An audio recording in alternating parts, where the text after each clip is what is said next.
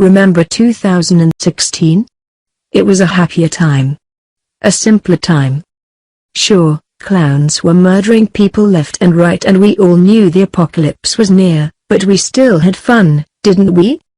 And one of the most fun moments of 2016 happened when Calvin Harris just tripped the hell out of Taylor Swift.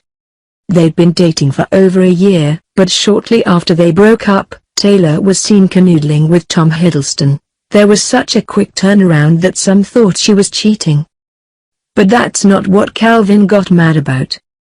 No, the big issue started because he and Taylor collaborated on his hit single, This Is What You Came For, but Taylor used a pseudonym so no one would find out. Then in an interview just before the breakup, he was asked directly about making music with her, and he said that they haven't even spoken about collaborating.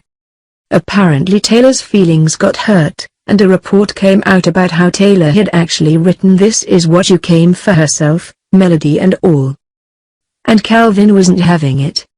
In a Twitter rant that he quickly deleted, he acknowledged that Taylor did write some of the song, and she sings on a little bit of it too.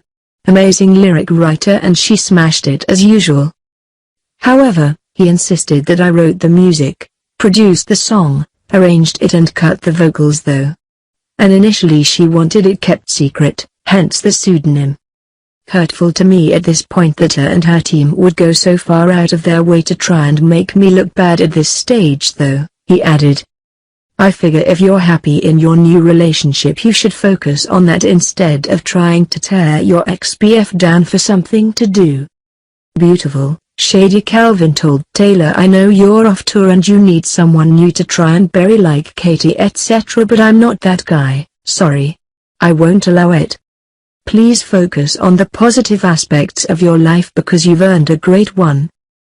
It was a truly amazing takedown, and even now, nearly a year later, it's still just as powerful as it ever was. But in a new interview, Calvin says that it wasn't a good move on his part. It was completely the wrong instinct, he admits. I was protecting what I see as my one talent in the world being belittled. It felt like things were piling on top of me and that was when I snapped. In his own defense, he says it's very difficult when something I consider so personal plays out very publicly. The aftermath of the relationship was way more heavily publicized than the relationship itself. When we were together, we were very careful for it not to be a media circus. She respected my feelings in that sense, Calvin continues. I'm not good at being a celebrity. But when it ended, all hell broke loose. Now I see that Twitter thing as a result of me succumbing to pressure. It took me a minute to realize that none of that matters. About his relationship with Taylor in general, he says for both of us it was the wrong situation. It clearly wasn't right, so it ended, but all of the stuff that happened afterwards. Calvin trails off there, but we can use our imaginations to figure out how that statement ends. And, from where we're sitting, the only possible option is but all of the stuff that happened afterwards was delightful and really just an absolute blast.